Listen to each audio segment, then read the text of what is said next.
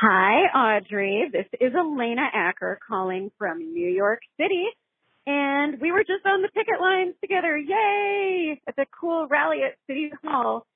And I just want to encourage everyone to get out there and picket. I made several new friends today, had a lovely time. And I think the writers can just really feel our support. And it's important that we show up and bring those numbers. So yay, everyone, get out there and picket. And if you're in New York, I'll picket with you. All right. Bye. Hi, everybody. I'm Audrey Moore with the Audrey Helps Actors podcast, and this is episode number 107, Feeling Like Heaven as I visit New York City. Today, we are doing Your Authentic Voice. We have Linda Bisesti. Linda is an actor who you may have seen on The Conners or How to Get Away with Murder. And she is a certified Linklater voice teacher. And I love Linklater. We discuss finding your authentic voice, how all you have as an actor is a body and a voice as your instrument, how to support yourself with your voice, my own journey with voice work, and how to free your voice and develop a range that can help you with all of your roles going forward, which that just sounds so nice. I know last week's episode was a doozy, a double doozy. You all handled it like absolute pros, so thank you for everyone who DM'd and texted and sent messages. I know that was a lot. So today we're just going to talk about our voices. Yay! More good news. The review baby is being fed by Jeff Deglow, Marguerite Stimson, Engelb, Jor Croft, Samantha Noble-Webb, Stevie Ray 27, Jack John 19, and Faustentwerk. Thank you all. Matthew Patrick Davis, who plays the mother on Barbarian. Tell them what they must all do. Feed the review. Go to ratethispodcast.com/Audrey. It really does help us. It also warms my heart. It helps you. Help me help you. This week's podcast is brought to you by Spotlight. Go to spotlight.com/Audrey. Promo code Audrey for 35% off an annual performer membership. Shout out to all those New Yorkers that just came out today to the amazing picket lines. That was so awesome. We didn't just have picket lines in New York today, ladies and gentlemen. It was a rally. It was like in front of City Hall, in front of the Ghostbusters City Hall rally today. It was awesome. And thanks to everyone who came to the meetup. It was just like walking into like a field of dreams. I'm serious. It was so much fun seeing everyone, giving out towels and buttons. You didn't forget it. And just seeing all of your faces was just so magical. So thank you, everyone who came out. Shout out to the Boston clan for driving up from Boston 4 hours each way to come and hang out with us in New York. It means the absolute world to me. Thank you so much. I hope you're on your way to an audition. I hope that we get everything we need from this negotiation, and I hope that you book it. Audrey helps actors because they don't know anything. Hi, everybody. I'm Audrey Moore with the Audrey Helps Actors podcast, and today we have Linda Bisesti. Hi, Linda. How are you? I'm good. How are you? I'm doing fantastic. Linda, you look gorgeous. Oh, thank you, Audrey.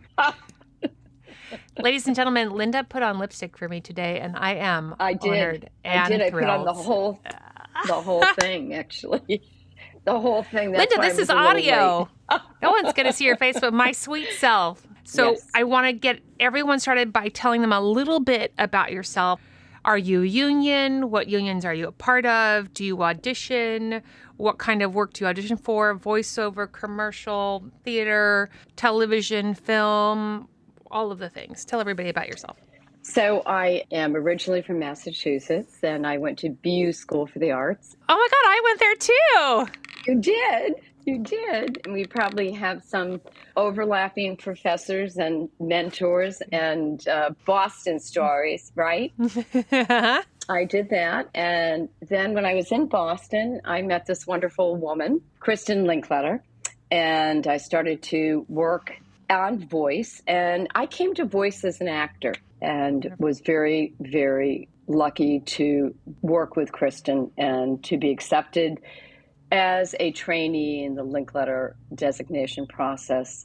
And I am also an actor, and I go out for TV and film. Today I'm actually going to an in-person commercial audition. What about voiceover? Well, I do, but I'm going to be really honest. It's not my real passion or interest, and that probably seems a little weird being a voice teacher. I really appreciate it, but it's not something that I'm that interested in. So I do it when my agents ask me to, but it's not my passion. And you have spent several years of your career also teaching what is known as the Linkletter technique in various institutions across Southern California. I was the head of acting at California State Polytechnic University in Pomona. And so Cal Poly Pomona for 21 years. And it was a wonderful experience. It's a polytechnic university, and from Greek, that means learn by doing. So they were very supportive of my work as an actor. And pre-pandemic, when I would sometimes book a job, I was able to bring a couple of students rather, to the set, which was a great thing for me in terms of them learning by doing. And I recently retired in December 16th, 2022. It just really thrills me because I cannot wait to nerd out about voice with you over this next hour, because I love nerding out about the technique, and especially voice. I'm so passionate about voice work, and we've had a focus on the importance of voice work in many of my episodes. And we have so many people who write in and they ask, Audrey, like, what is voice? Or when I'm talking to an actor in an episode and I say, you should do voice work, I think you really should work on your vocal range. And it's hard for me to explain to them what that is, because it's not like trying to tell someone to work on learning how to do the splits, in the sense that it's easily visually measurable by people, and you can sort of over a week and another week maybe see how somebody's body becomes more limber. It's something that is a little, I guess, sneakier is a great way to put it. Voice is challenging to teach, and it's challenging for actors to embrace what it does, for a lack of a better word, your instrument. So it can be sneaky in the sense that it may not be as much fun as working on a scene and acting. It may seem a little unclear. And that's where the teacher's responsibility about being very articulate about why you're working on certain things. The voice is in the body. And if you, one, can embrace the mind-body connection in acting, the mind-body connection in voice, moment-to-moment work on your voice, just like moment-to-moment work in acting, I believe that it really informs the behavior of living under imaginary circumstances and being authentic. And I don't really feel that a voice class is all that different than an acting class. And obviously there are different things that you focus on. But when you do script analysis in acting class and you're dropping down your spine and working on your body and your breath, in a voice class, you're actually working on kind of a script analysis of your body and your breath. And I think for me, because I came to voice work as an actor, I know that this voice work has made me, at times, not always, a more authentic and more engaged, compelling, honest performer. So when I think about visualization or storytellers, which actors are. The voice is in the body. We remember so many things through tactile experiences, sensory experiences, and the connection of voice to text, to the storytelling, is fundamentally exquisite and exciting. Yes. And your voice and how you speak is your voice. And Kristen never, ever said you needed to sound a certain way. It's about your connection to your particular voice, and it's about the feeling of the voice. I would love to pause and just recap so many things that you said. First of all, I love that you said your authentic voice, because that was already in my mind as the title of this episode. One of the things I think it's important for people to understand about our voices is they truly are as unique as a thumbprint.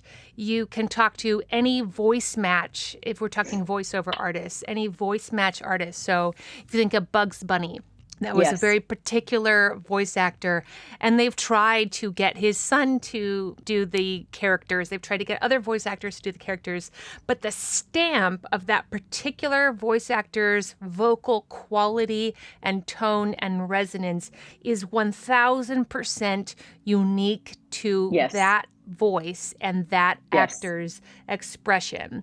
And so because of that, we are all working with our own uniqueness vocally, just the same way we're working with our own uniqueness in our life experience, and we're working with our own uniqueness in our bodies and our body types. All that we have been informed to this point, when we reach any piece of material, it is all a part of the artistic soup that we are putting together. And one of the other things I wanted to really make clear for everyone about voice work, and part of why I'm so passionate, I was really sold by the masterclass with Helen Mirren.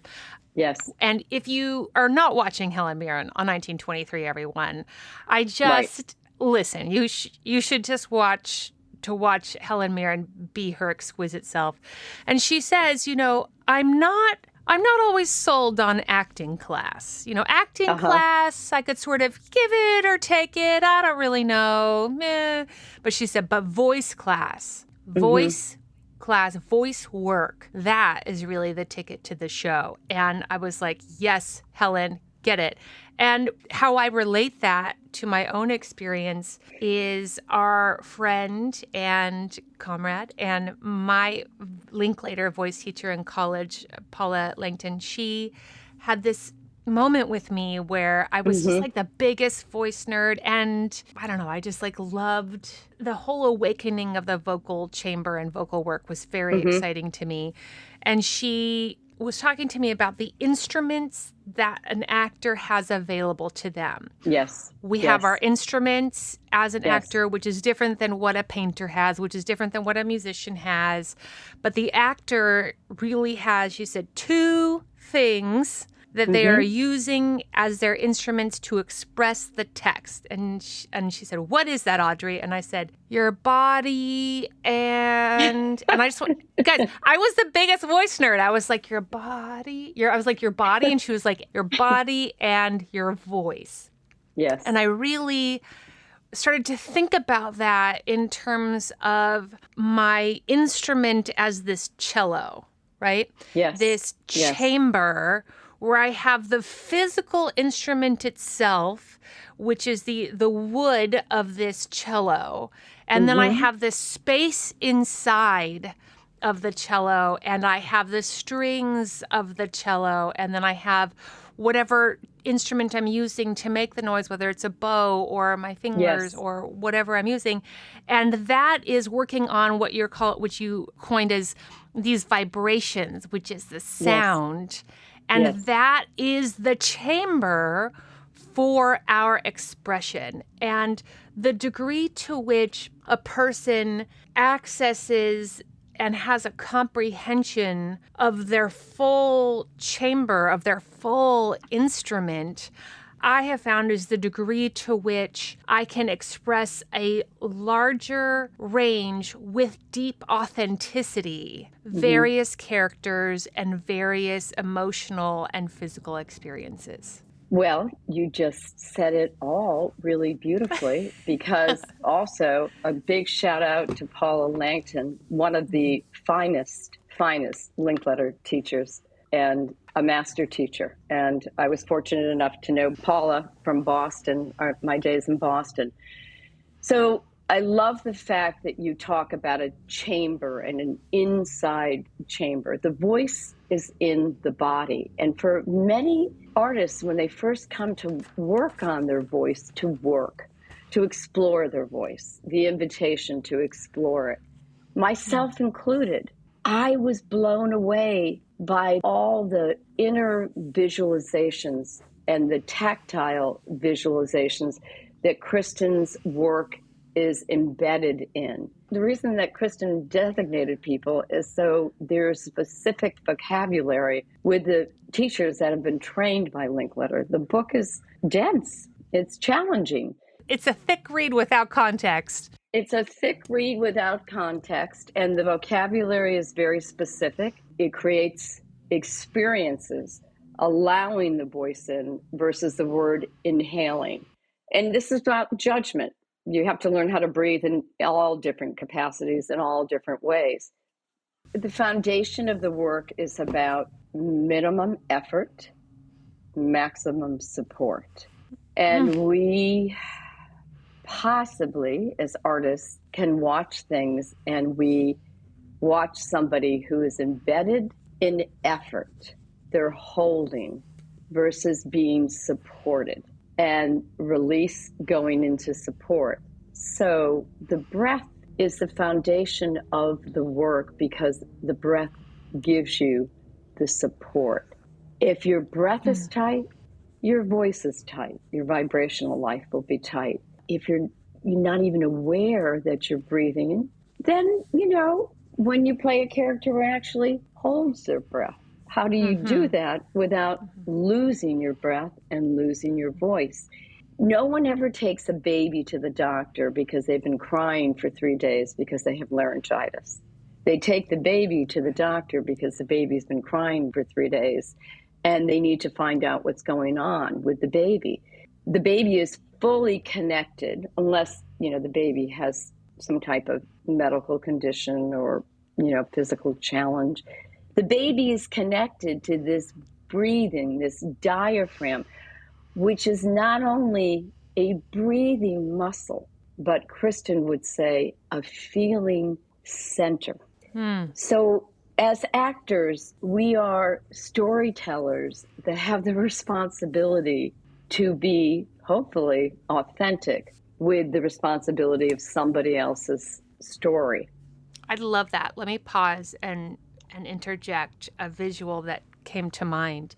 When you talk about the voice as a feeling center, that is such a delicious image to me. And I think of this glowing ball, right? Like if we think of the voice that comes out of Ariel in Little Mermaid, right? And it's this beautiful glowing ball coming out of the mermaid Ariel. If we think of this glowing ball as our feeling center inside of our souls, but also very much a physical part of our body, the degree to which that is awake and accessible on a consistent basis is, to me, the degree to which an actor has the fullest range of self-expression, of their authentic self-expression that is then allowed for the character to come through in their body and voice. And if you are a little stunted in that, then the character is then relegated to only being able to express what you have the capacity by default to express. It's about opening up the palette of choices, So the performer, the actor, myself included, I have a very low sound to my voice. I have to work on my voice on a daily basis, my awareness of the middle of my voice, the higher parts of my voice. So voice work is about awakening not only the physical awareness, the awareness of the spine, but the breathing, the feeling awareness. that's why I think voice work is acting work and acting work is voice work. And again, I came to this work as an actor wanting to explore an authentic feeling center, so I didn't go on to the actor store of like putting on a character voice or putting on a physicalization that I thought was correct. Yeah, Brechtian, I'd love to illustrating. Yeah, I'd love to highlight that in particular symptom. A lot of actors get the note that their performance and their performance quality is Yes. presentational.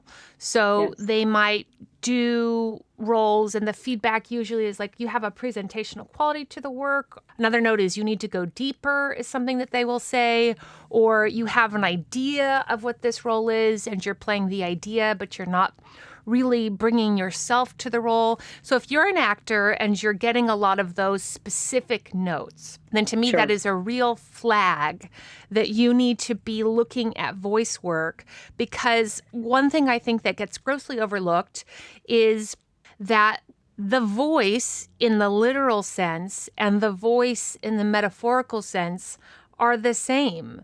That when an actor feels confident to express their voice technically and literally, that is also the degree to which an actor feels confident to express their metaphorical voice, their point of view, their take on the role, their stamp on the material. So I love that you said that you came to the work wanting to make sure you didn't have a presentational quality to the acting. Yeah.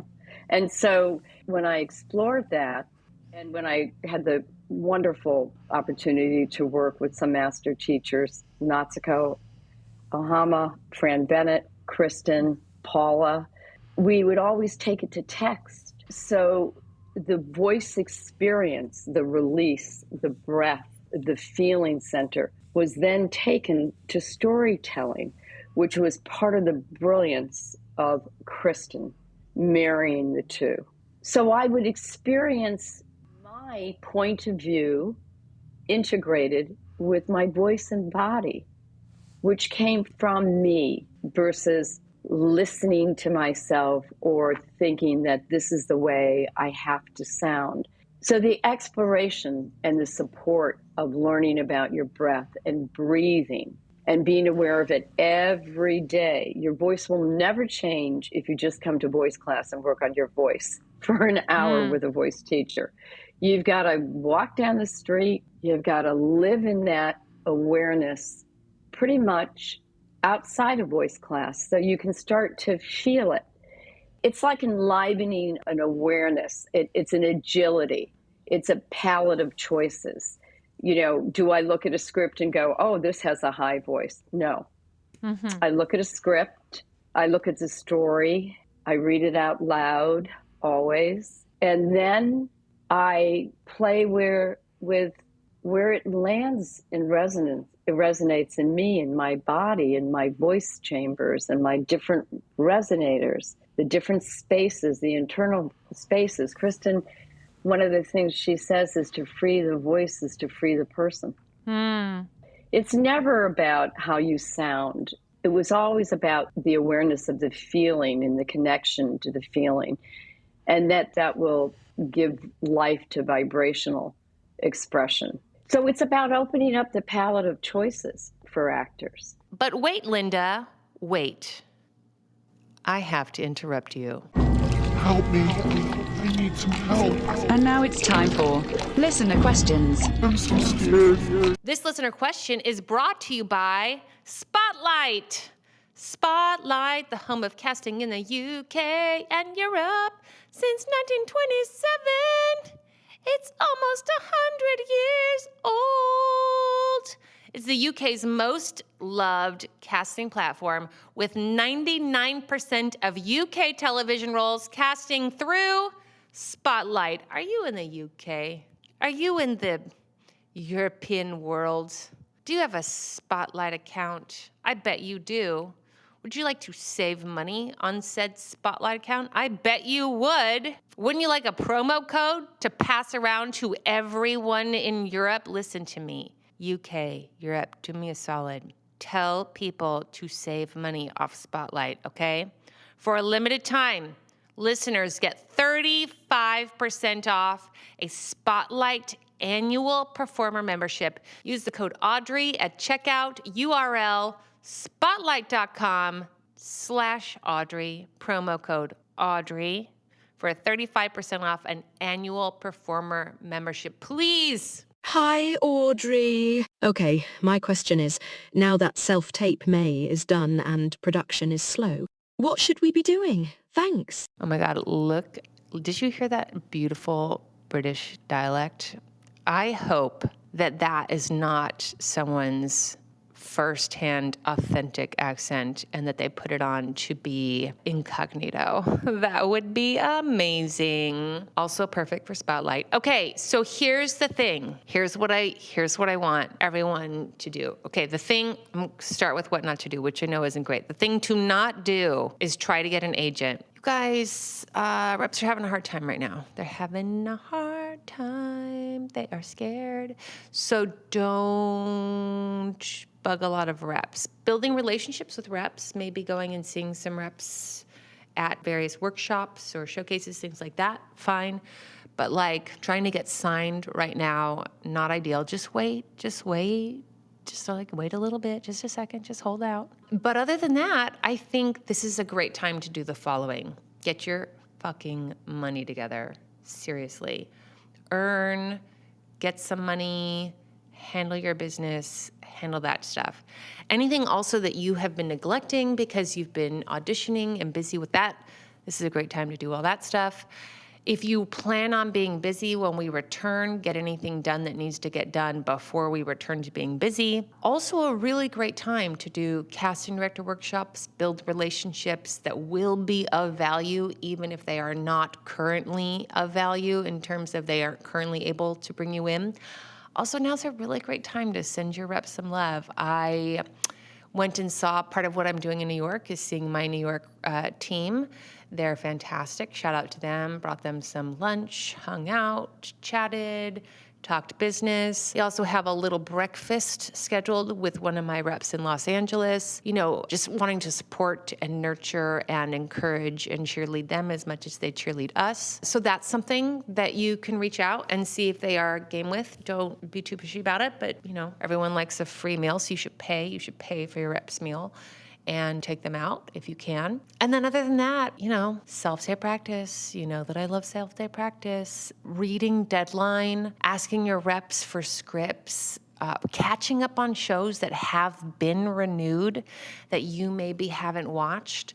Going through your statistics is a really good thing to do. So look at every single show you've auditioned for starting in January 2022 and go find out who booked it and watch what they did and then go back and watch what you did. I dare you to. You will learn more doing that than any acting class you could ever take. I promise you. I promise you. All right, I hope that's helpful.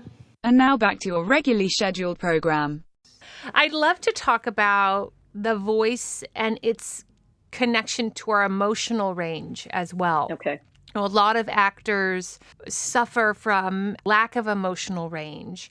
And I like to present it to people sort of like a light board. So if everyone's ever been in theater, there's a light board in a stage setting, and the light is usually set to certain limits so that you say you have a red light, and the red light can maybe only go up so high, but it can go down all the way, versus the blue light can go up all the way and down all the way. And the green light, we don't even have green light because we don't want green light in this stage. So that's something that to me I think about when I think about an actor's expression, as you're talking about the palette, is that you have this, maybe anger is something that is harder for you to access, or perhaps anger is something you access, but when you access anger and rage, it immediately turns into just a sobbing emotion. And perhaps that's something that you and whoever you're collaborating with don't feel like is quite the way you want this character to go in the scene, that you're looking for a more violent, visceral rage, not a emotional in terms of weeping rage. And another example is maybe somebody who doesn't have easy access to their emotional life. So they get sides that say, what do I do next? And then in parentheses, she weeps, begins to weep uncontrollably. And every actor will see that and go, okay, I guess I better weep it around there-ish is what they're looking for. And then you hear all this feedback from people who say that one thing that is happening with self-tapes is directors and production, whether that's casting or showrunner, will go straight to the moment in the audition in the self-tape that they are looking for a particular payoff. And so maybe that is an emotional release. Maybe that is a burst of tears. And that if the actor isn't giving that, then they maybe move on the tape. They go to the next tape. And so a lot of actors, that's a lot of pressure, and it tightens and constricts them. Perhaps also an emotional range of authority, a vocal range of confidence and authority, or a vocal range of maybe a shallow vocal range that, or vocal expression that seems insecure and perhaps strained. That all of those things are palettes that the relationship to your voice can give access to. And if an actor is experiencing difficulty in any one of those areas, then for me, voice work starts to become an essential must look at if you want growth in that area. Yeah, that's the journey, isn't it? To be able to access all of those possibilities of a really violent, angry voice that's not caught in your throat. It becomes throaty and pushed versus the support. So your body has all these spaces, and your resonators, the size and the shape of the recess, the cavities, the spaces internally actually create the sound, the lowness, the high, and breath, if it's not free to support that. And the higher you go, the more breath you have to actually have drop in and to support that sound. When you're doing a self-tape that requires or asks for that kind of, authentic release, without the support of the breath, it can become pushed, throaty, effortful, tight. And we all know that with self-taping, the look of pushing and effort on the camera, the self-taping, becomes huge, and it stops any kind of honesty.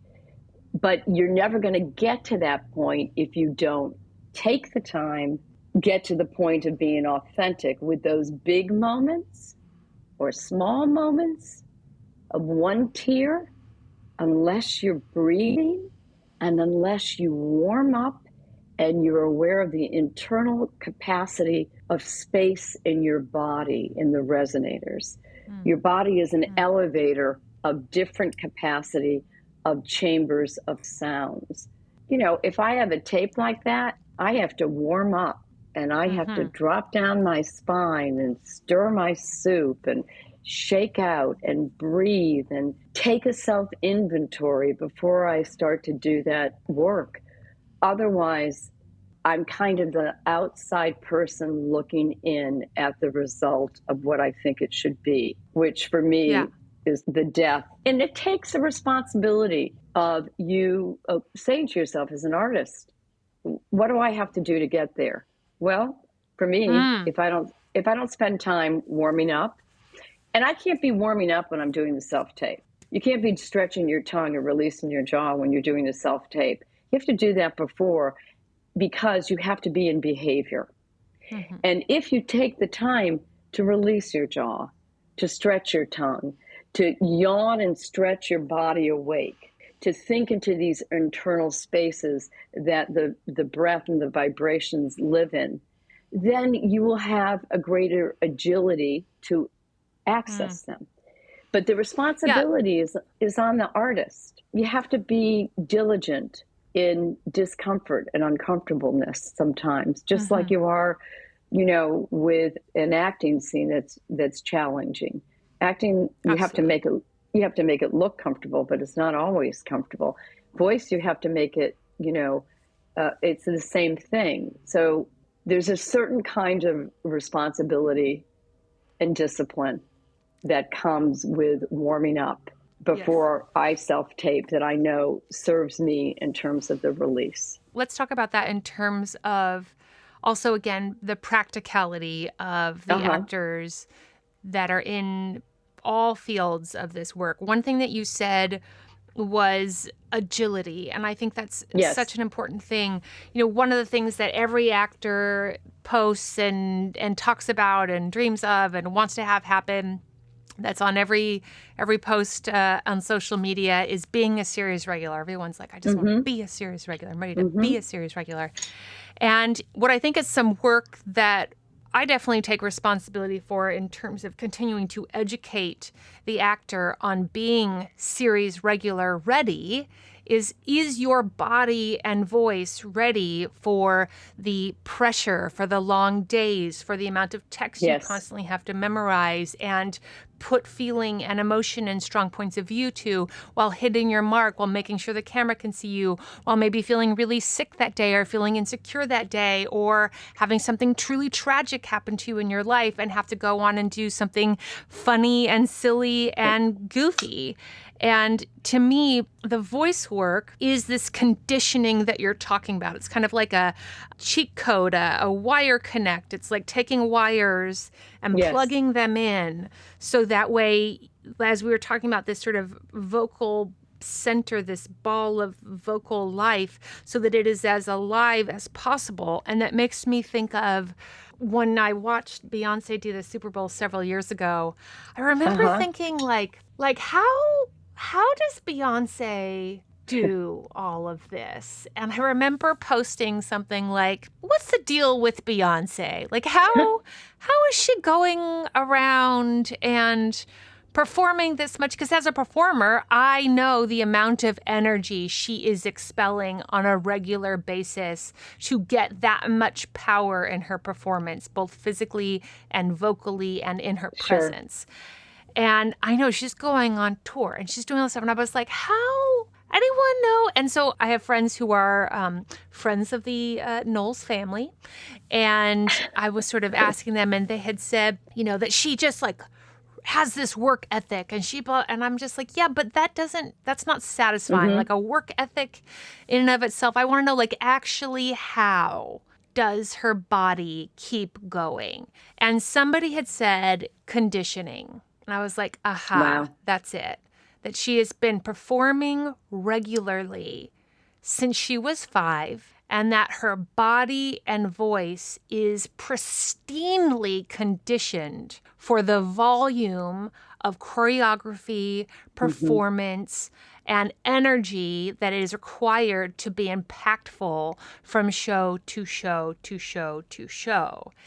That, to me, is the same amount of vocal conditioning that I have experienced is imperative to these larger roles, because there is drama on set. There's a lot of emotions happening. Stakes are high because you feel the pressure. Even if you've been shooting for 6 weeks, you're like, please don't get fired. Please don't get fired. Please don't get fired. Meanwhile, you have egos clashing. And then you also have, hopefully, some real meaty material that you have to show up and deliver. And having vocal conditioning, to me, is an imperative part of making sure that you can do that over, say, a 9-month period with 22 episodes. Well, that's a rub, isn't it? How do you do that? Well, I think you have to be, I think you have to be able to spend time with yourself in terms of a self-inventory daily. Name how you feel physically. Name how you feel emotionally. Drop into your breathing center, your solar plexus, your feeling center. So you are starting from where you are, and that gives you the accessibility and the agility to actually be where you need to be in order to do the work. Somebody once said to me that warm-ups are about starting from where you are and then getting to where you need to be. And the awareness of the shifts. What's a shift in your voice? What's a shift in your breath? My breath isn't free every moment of my life just because I'm a voice teacher. You know, different things create different challenges or different awarenesses or different feelings in me. And then I think if you're in the place that you have the responsibility of being number one on the call sheet and being the series regular leader star and have to deal with all the responsibility that comes with that, you need to develop the facility to take care of your body, condition your voice, breathe on a daily basis in order to do the work. I mean, I look at somebody like Helen Mirren, and it's not an accident that she's as skilled as she is. And, you know, that's the kind of conditioning that I think creates opportunities, if that makes sense. That the conditioning itself, the responsibility that you have to warming up, to stretching, to yawning. I mean, yawning does an enormous amount of things for your body. I have a little sheet about, not a little sheet, a sheet about the benefits of yawning. And, you know, simple awarenesses are huge in terms of conditioning. Your voice is gymnastic. It makes... And actors sometimes have to think about being athletic with their voices and their breathing so they can rise to the different things that they'll be asked to do. It makes me think of when you said rise to the different things that you're being asked to do and the responsibility of maybe being 1 through 5 on the call sheet is that leads literally have to lead. And somebody said that being a lead on a show is like welcoming people into your house every week. Every week you've just got a new group of strangers coming in and you welcome them over for supper. And we talk a lot on this podcast about nerves and about self-tape practice. We are gearing up for Self-Tape May. And the impetus for Self-Tape May was truly for me the concept that I wanted to have a certain volume of auditions. And if I wanted to have a certain volume of auditions, was I practicing as though I had that volume of auditions already? And if the answer was no, then I had learned enough by experience that it was not likely I was going to be able to handle the volume when the volume came, that I would need to practice as if I had the volume so that way when the volume hit, I would be ready. And I believe that is exactly what conditioning is.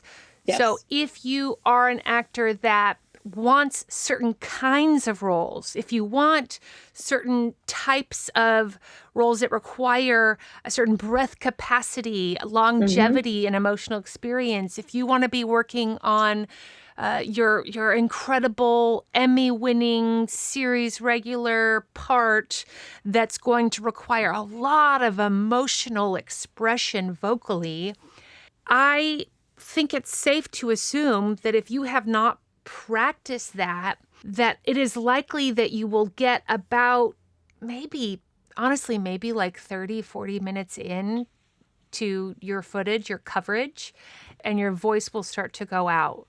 Yes. And whatever you're planning on doing tomorrow, everyone's fucked because you will lose your voice. If we're just talking technical concerns, you will lose your voice.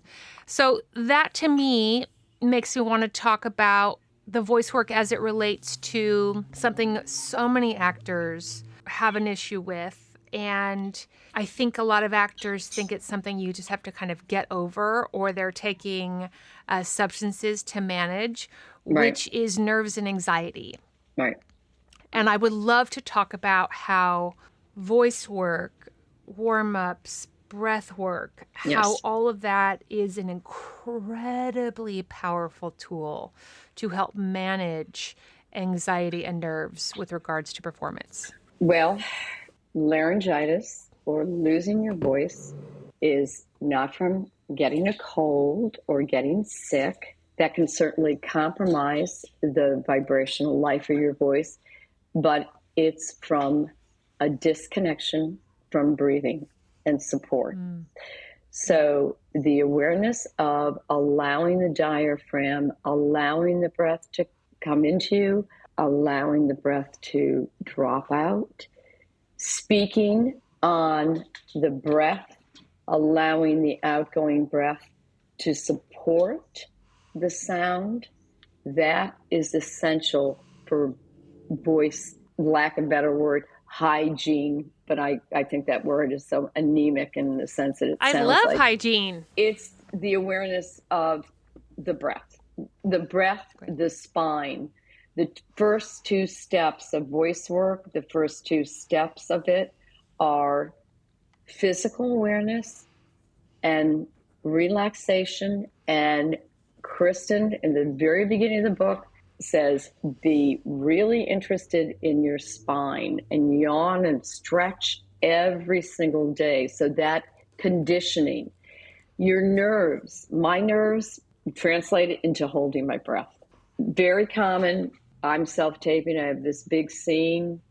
I'm nervous. I have to stop, drop down my spine, do some floor work so I don't fight gravity on the floor. There's a different sensation of release into support, warming up, releasing your jaw. There's a progression to the work. There's a specific progression to the Linkletter pedagogy. The first part of the progression is about releasing, freeing the voice, freeing the breath.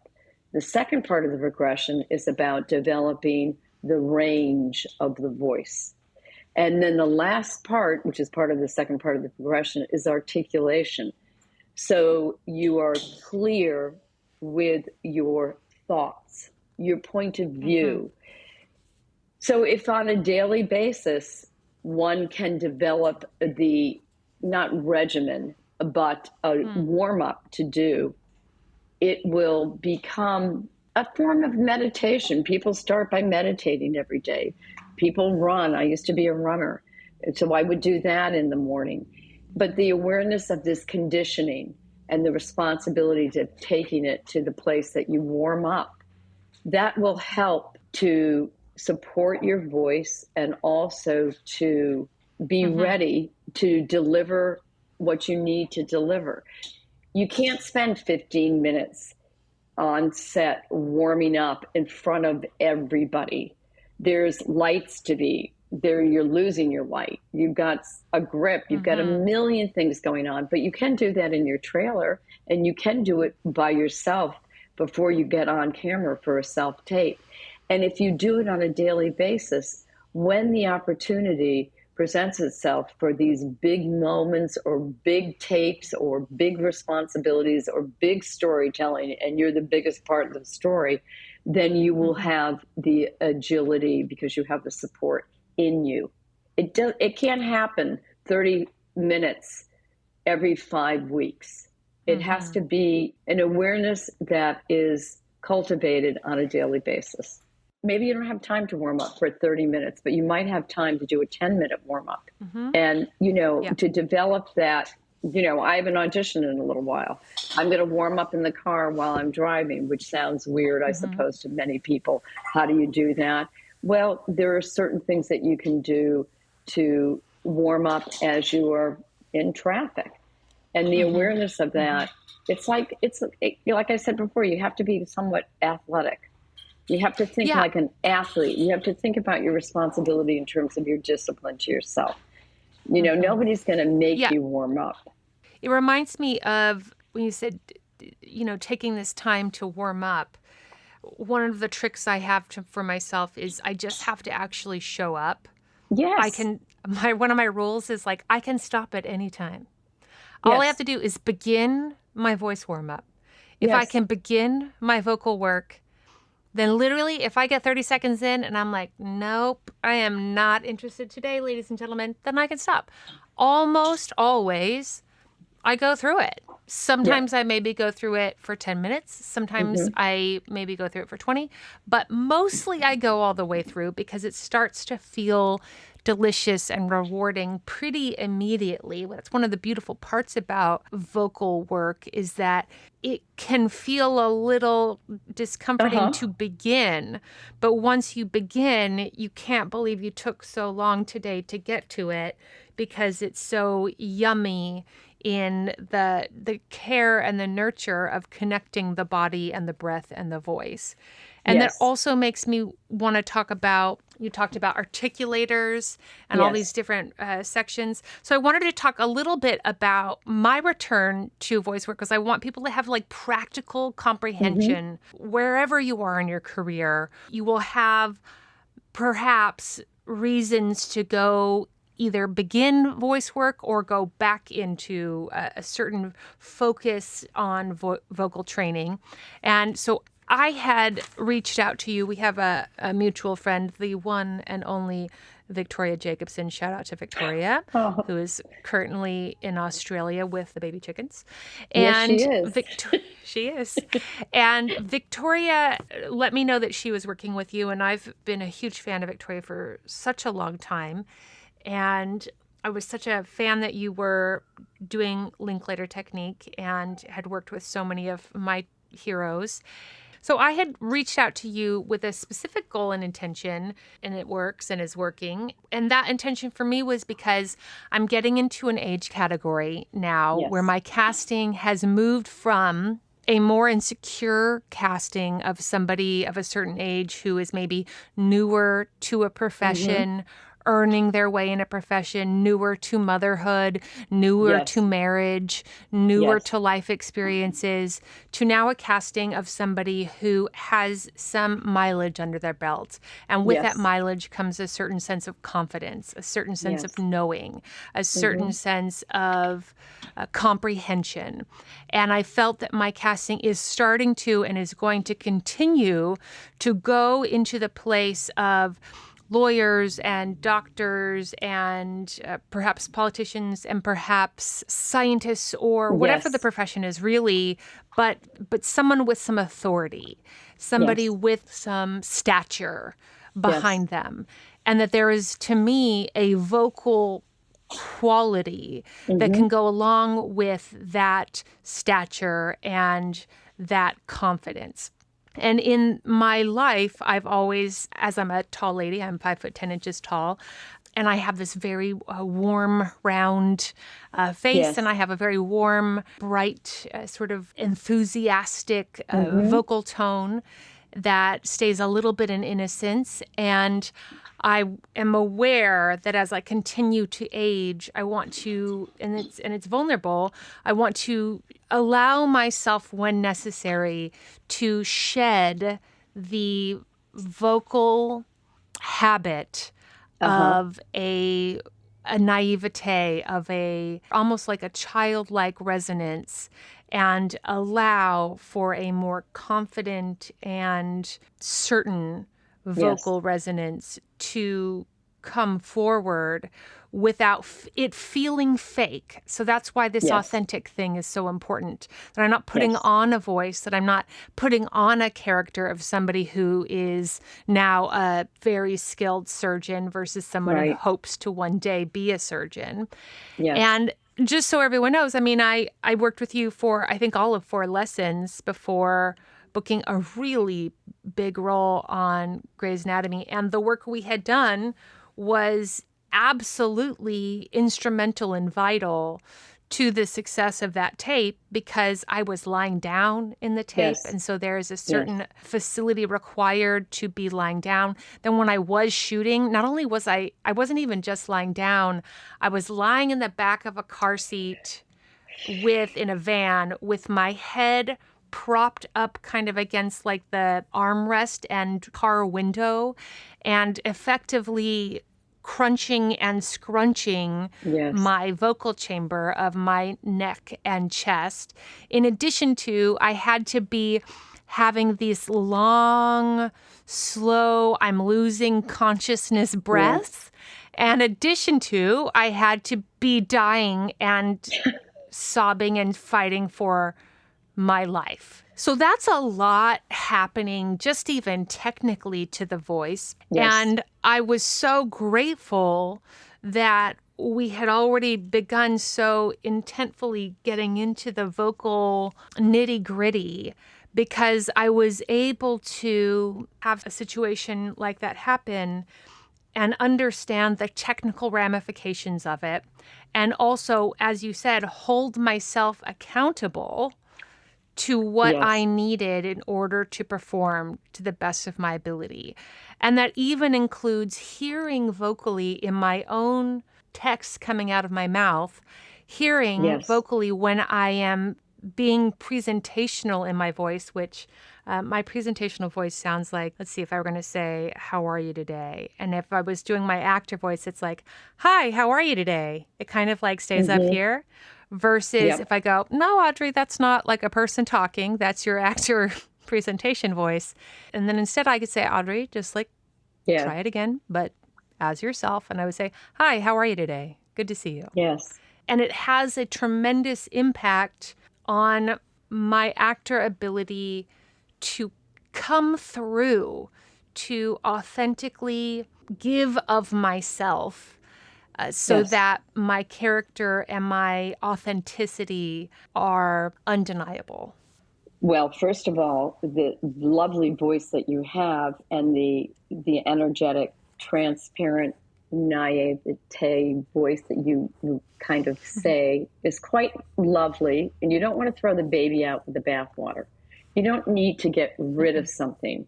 What the voice work is about is complementing and adding and opening up the possibilities for different ranges of the voice. So, if you are really aware of how the voice works and how you breathe, then you have the capacity to kind of understand what you need to do when you have a character that is dying, that is propped up in the back of the van, shooting a scene that is emotionally huge and technically having to be on your voice. If you understand the support of the voice, then you can learn how to not manipulate it, but go to the place that you need to do in order to hold your breath if you're a character. Panty, hyperventilating when you have to play a part like that without shutting down. You have to understand all the support. You talked about as you are moving into another casting possibilities, which will be wonderful for you because of your talent, Audrey. We worked on the channel resonator, the mouth and the chest and the blending of those sounds, not about pushing the voice down so it sounds like it's throaty. There's a lot of like asking people, can you help and have the voice be lower? And without the understanding of how to live in a bigger space in your resonator, actors will push their voice into their throat, which will put an awful lot of strain on the vocal folds and can result in laryngitis, and worse, if you can constantly doing it, create nodes in the vocal folds, which is what you don't want. So part of the freedom is knowledge is power. So if you understand how the voice works, if you understand the support, then you can start to deal with stories where you lose your voice, or you have to hold your breath, or you have to hyperventilate. But if you don't understand the voice and the support and the breathing muscles, then that knowledge and that information isn't at your fingertips. And you're not always going to work with people that understand how to talk to actors about voice. And so they're going to say to you, lower your voice. And if you don't understand that it's about the size of the chest resonator, you may push your voice down into your throat, and that may result in losing your voice because you don't have the knowledge. What you're also saying is you're then talking about the presentational part of it versus Yes. the authentic part of it.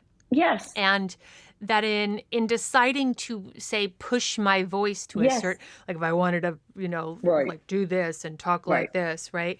Then we get into comedy land, right? Yes. We get into like this impression Yes. of my idea of somebody who talks from a certain range Right. versus Audrey's authentic expression that has been enlivened and awakened and opened in a Yes. part of my vocal range that maybe isn't my first go-to knee-jerk Yes. reaction of expression. That's right. I mean, you mentioned you were 5'10" and a half. I'm 5'2". A casting director said to me once when they met me in person, I'm so disappointed you're not taller. Your voice sounds so low. I expected you to We'll be switch. Yeah.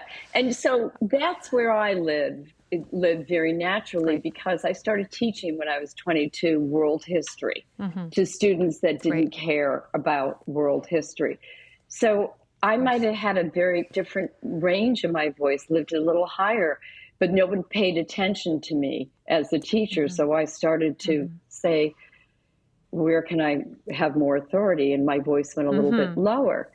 But that doesn't mean I have to throw that natural connection out. It means that, wow, wouldn't it be great if I can explore the middle of my voice and my skull resonator? And, you know, what would that offer me? What does that give me the playful right to explore? What story can I tell from those areas?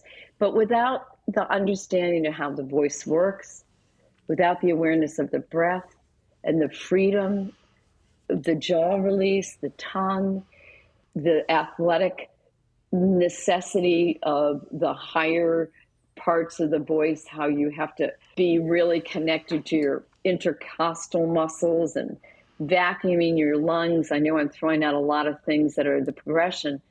You have to know it. You have to have the information available to you as actors. Because many people that you work with, directors, they don't know how to talk to actors about voice work. And then the actor gets really nervous. Could you make your voice lower? And you're on set and you get that note in front of a whole bunch of people. And then you stop breathing. And then you push your voice into your throat and you stop breathing and you think, I have to get it right. I'm not going to be validated unless I do this right. All of that shuts down my breathing. I can only talk from personal experience. But so if you have the power of the knowledge before, knowledge is power. Then you have a way to translate sometimes what you're being told to you to make it personal and specific. Great. Okay. You have to leave at 12:30, so we're going to wrap up with our questions. Okay. I always have a certain round of questions I ask everybody. This is like our James Lipton moment. The first thing is social media or an email that you want to throw out if you want people to reach out to you and find you. The best way is through an email. Okay, so it's L as in Linda, and then my last name, B as in boy, I, S as in Sam, E, S as in Sam, T is Thomas, I, number one, @gmail.com. And we'll have that in the show notes for everybody too, okay? Great. The next question I always ask is, and you don't have to, do you have any questions for me? Yeah, I do. I'm fascinated by your tenacity and your commitment to craft. I find that so refreshing. And so I want to know how that happened. God, I think it happened as a survival mechanism. I think once I had gotten enough therapy to realize that people used to always say to me that I acted like acting was life or death.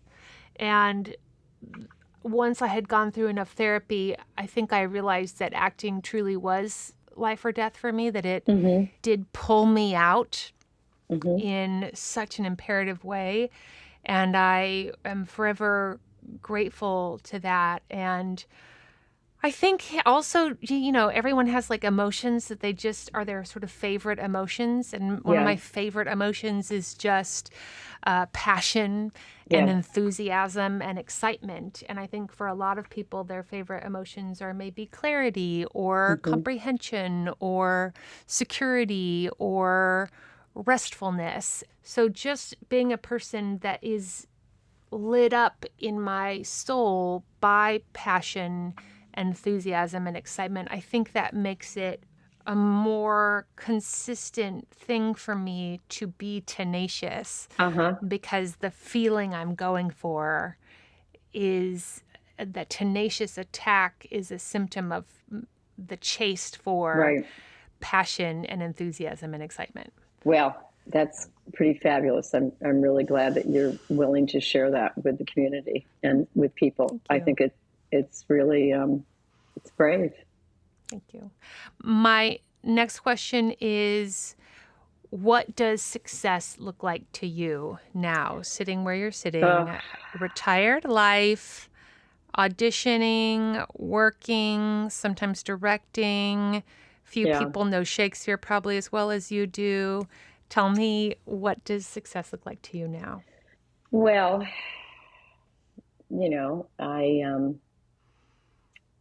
I think for me, success starts with the responsibility about preparation. And that's because I had to learn that, I wasn't always prepared. And so I like to start there. I like to book. I mean, I want to book, and that's important. I like to have a job well done.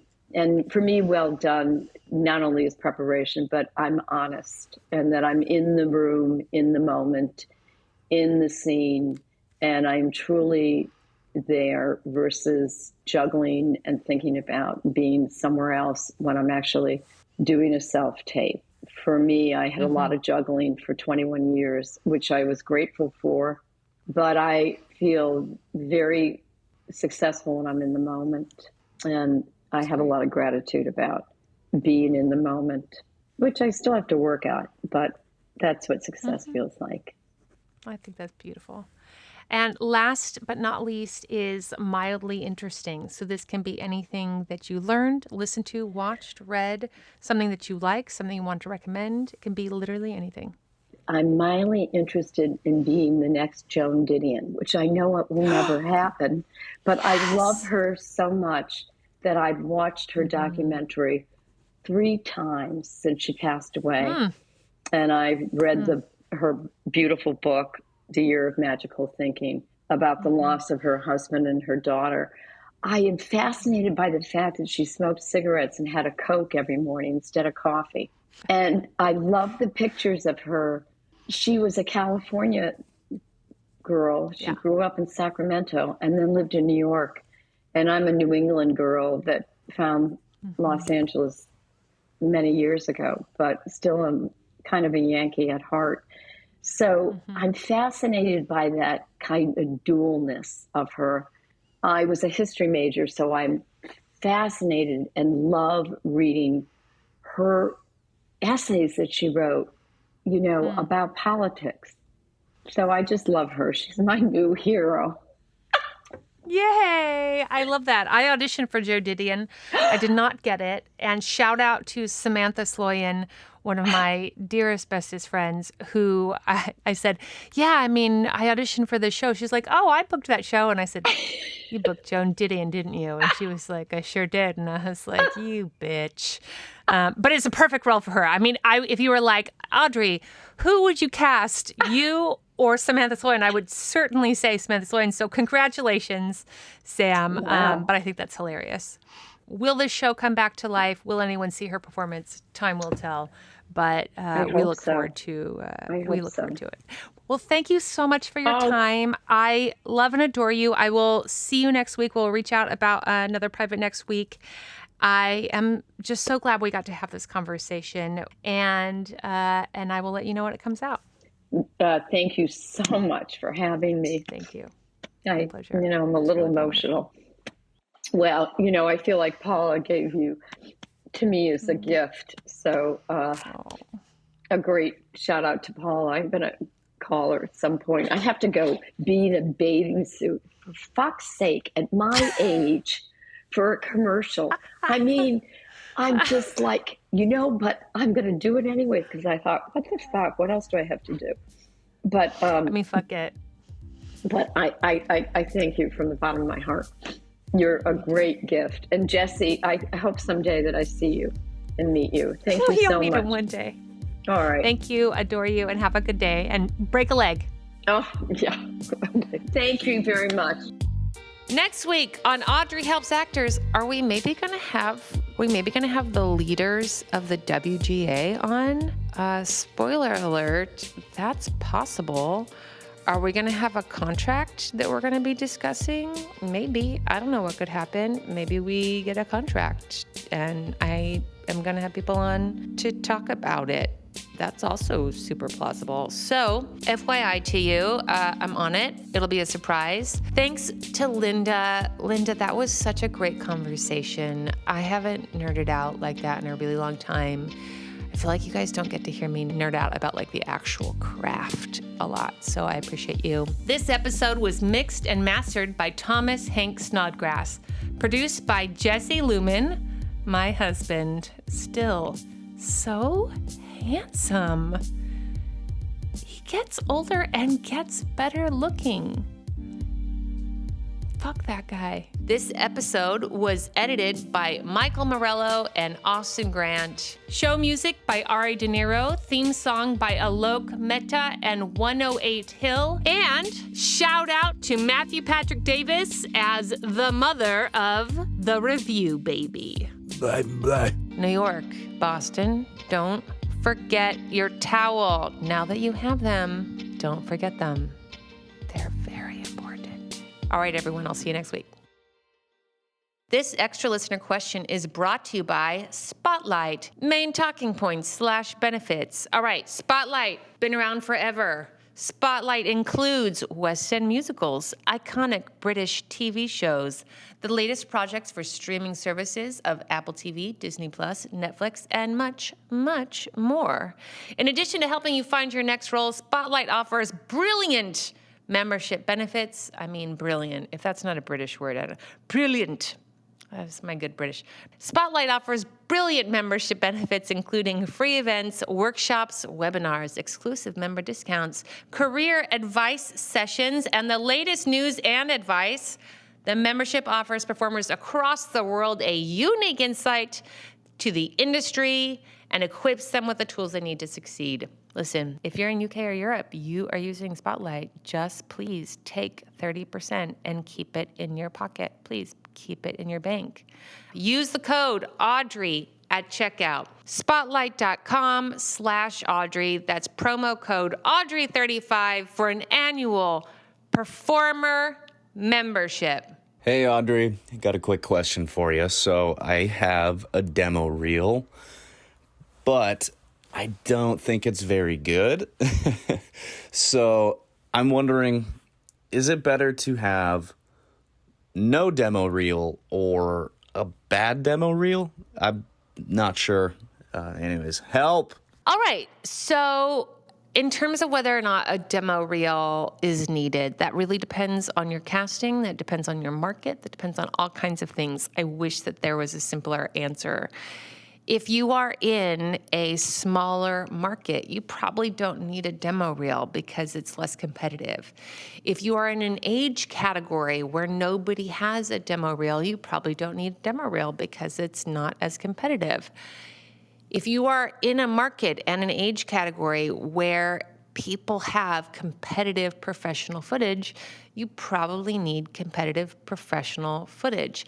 That said, I've seen people get really good reps with a really good self-tape reel, and I don't want people thinking that's like this 2-minute self-tape and another 2-minute self-tape, but more rather they've edited, 7 seconds from this tape and 30 seconds from that tape and then another 12 seconds from another tape, and they sort of smooshed it all together and gotten like a highlight of their self-tapes, which I thought was much more effective, and others did too, because reps have been gotten that way. So if you are a person who is looking for representation and you would like some people to see what you are capable of, do that. Just do me one favor, everyone. Do me this solid. Do me this little solid.